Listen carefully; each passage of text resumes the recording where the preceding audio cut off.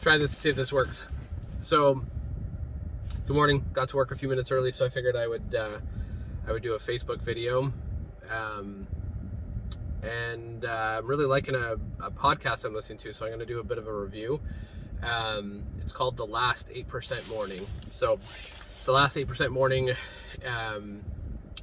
is in reference to the fact that 8% of our life is hard, and harder than the other 22 or 92% math. So 92% of our life is fairly default, fairly easy. We can manage. The last 8% a little harder. And he kind of fits in with the guy's name who does podcasts is called JP Pelufry.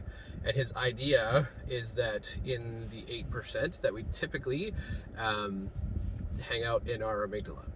So he talks about fight, flight, or freeze, but he kind of words it a little bit differently. So he says that we avoid, which would be the fight would be the flight or the freeze, kind of part of fight or flight and freeze, or we would make a mess, which I really love. So this idea of fight in our world and in our typical environment where we're not typically running for our lives, running from a bear is the analogy I like to use when I talk about fight, flight, or freeze. It's the part of our brain, amygdala, the part of our brain that deals with fight, flight, or freeze. The part that literally is there to keep us running from a bear, to help us run from a bear. And instead, we use that part of our brain when somebody says something mean to us online. And it's degrees, not necessarily helpful. So I really like this podcast because he helps us to learn, has helped me to learn what it means to go through those last 8% situations better and to not make a mess or not avoid the problem. And I'm finding that it's possible. We can change. And we can change in a way that will actually make it so that that we don't have to apologize. So I'm going to tell you a bit of a story.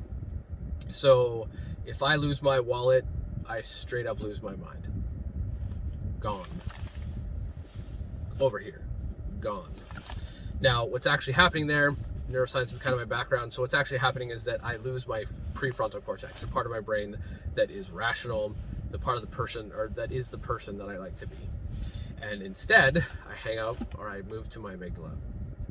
Now, my amygdala, not super smart. It keeps me alive, but losing my wallet, believe it or not, isn't going to kill me. So I'm in the part of my brain that's keeping me alive from a problem, doesn't need that problem. Now, I figured I would spend most of my life, I would get better at apologizing faster to the people that were around when I lost my mind, when my brain blew up. And instead, I have found that it is possible to change. It is possible to actually change my brain. So I can learn not to hang out on my amygdala. I can literally train my brain to be less amygdala driven.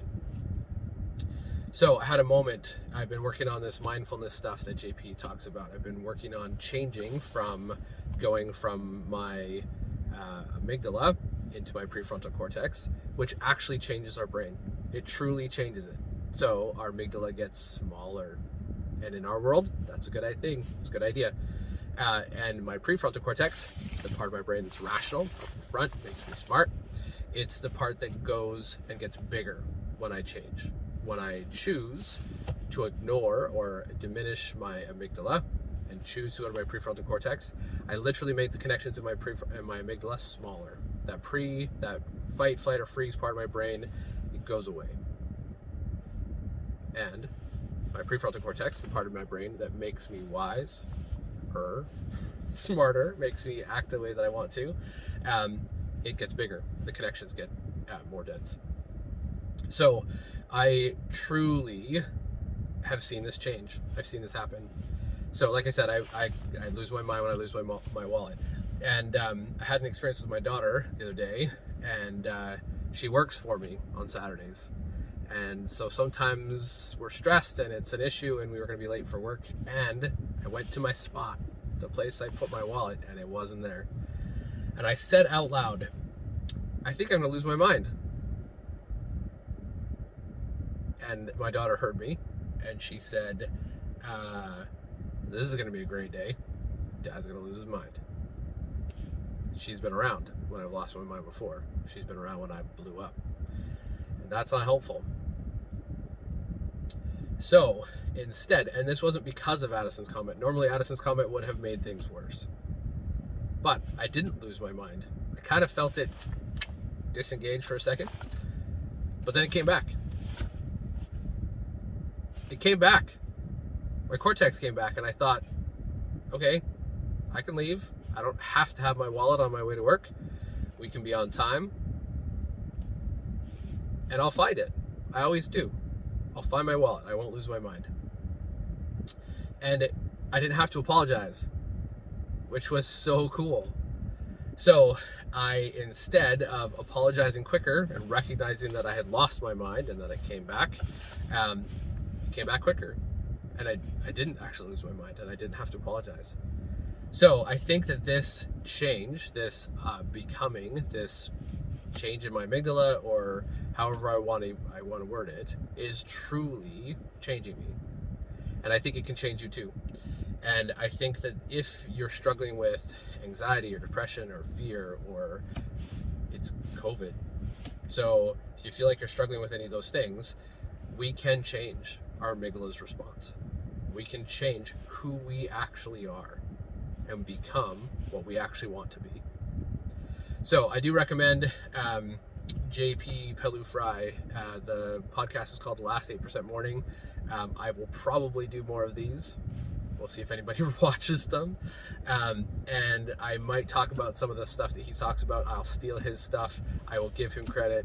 It's really helping.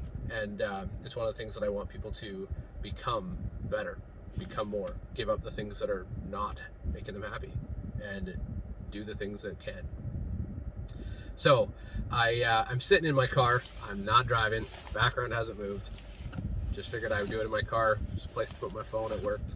So if anybody's interested, or if anybody likes this, or if they found it useful, then do all the likes, subscribe, all that stuff. I think if I can help a few people to do a little better, great. Have a great day.